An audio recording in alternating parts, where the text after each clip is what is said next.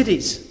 They're the subject of the work of the German photographer Michael Wolf, who has a big exhibition now at the Fotomuseum in The Hague. Many of his images that have gone all over the world are of the dehumanizing, massive apartment towers that are going up in droves on the edge of Chinese cities. In Hong Kong, where he's lived for many years, since 1994, he's also photographed the local corner houses, like these, and he's also photographed inhabitants inside their social housing apartments in tiny spaces of 10 feet by 10 feet by 10 feet by 10 feet. So his work goes from the largest urban scale down to the very small personal portrait of a person in their own home.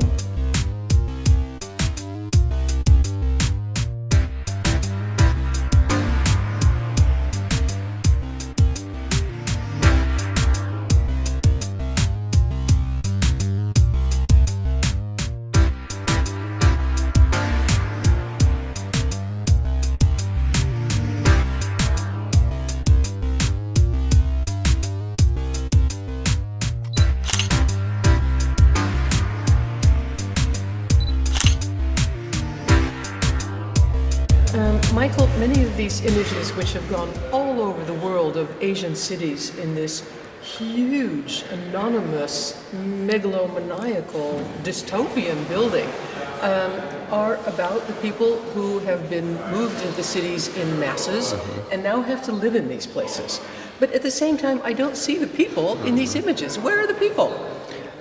Well, if you look closely in some of these images, you'll find one or two people. It's a bit like Where is Wally, actually, because it was just at the moment when I pressed the shutter, someone would be looking out of the window. But in general, you just see the traces of people, the laundry drying or the mops hanging out of the windows, things like that.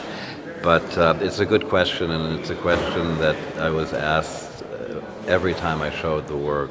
Is there any sense of community in buildings like these? No, it's much more anonymous. You might know your neighbors, but it has nothing in common with these older estates, which had a balcony running around the whole. Each floor had a balcony, so the kids would play out on the terrace, and the mother would be cooking, and it's a really wonderful. I like that form of living, and they did as well, even though it was small. But you adapt to that. Yeah.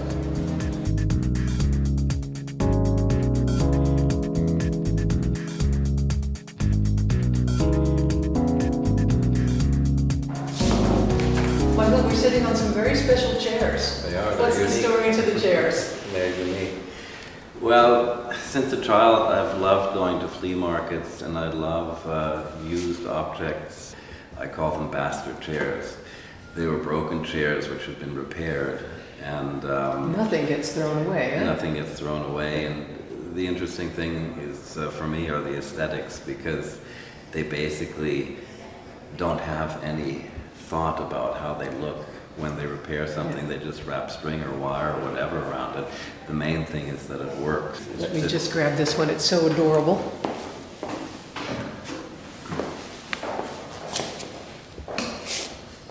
I mean, it's just very simple using plastic string. You could, of course, do something much more complex by putting some U-hook down here and drilling into it, but it would be much too complicated, and why put in all that effort? But you told me that the Chinese were not enthusiastic about your interest for old, repaired, vernacular things. No, it got me into a lot of trouble, actually. Why is that? Well, the main argument was that they thought I was making fun of China. Because in China, new is better.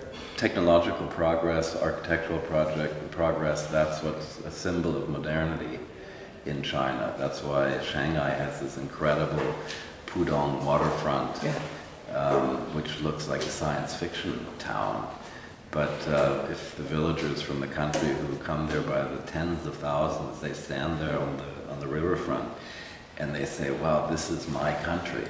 They're proud. Look what we can. They're very proud. Yeah. And you're proud of this. And if someone comes along and photographs a little chair like that, they just say, "My God, why are you photographing such an ugly chair?" And people got angry with you. And they And the got police very- even brought you in for interrogation. Yes, I was interrogated twice.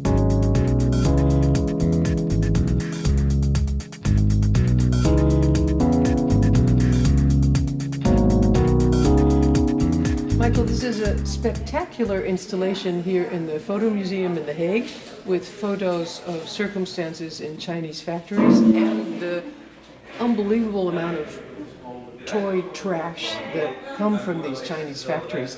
What possessed you to make this? Well, it's an interesting story. My parents were German. I was also born in Germany, and they emigrated to the United States with me when I was very young. But they were very traditional minded, and they hated plastic toys. I discovered a huge, literally a massive bag of plastic toys.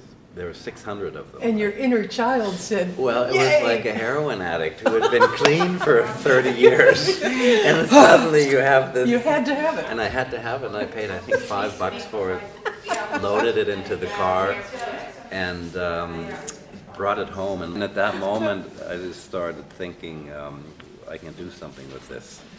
And I started making calculations, how many toys do I need for a square meter? And in art, art is one of the few areas where obsession is rewarded. And I knew that 1,000 or 2,000 or even 5,000 wouldn't be enough. It would just be a small How section. many are there? 20,000 about. 20,000. I knew a wall of toys would be fascinating, but what's the message? Yeah. What is the message? There is basically a lot of colorful toys produced. But there are definitely messages. One of the photographs that you've added to the But installation. that's what I haven't come to the conclusion yet. Oh. I said at first I just had the toys. Ah, okay. And then to give this whole thing meaning, I decided to go into toy factories and make portraits of people who produced them. That came afterwards. Okay.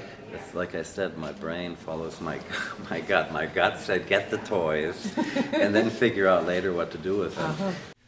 Now that I've seen the major exhibition by the German photographer Michael Wolf here in the Fotomuseum in The Hague, I am even more impressed by his photographer's eye and his clarity of vision.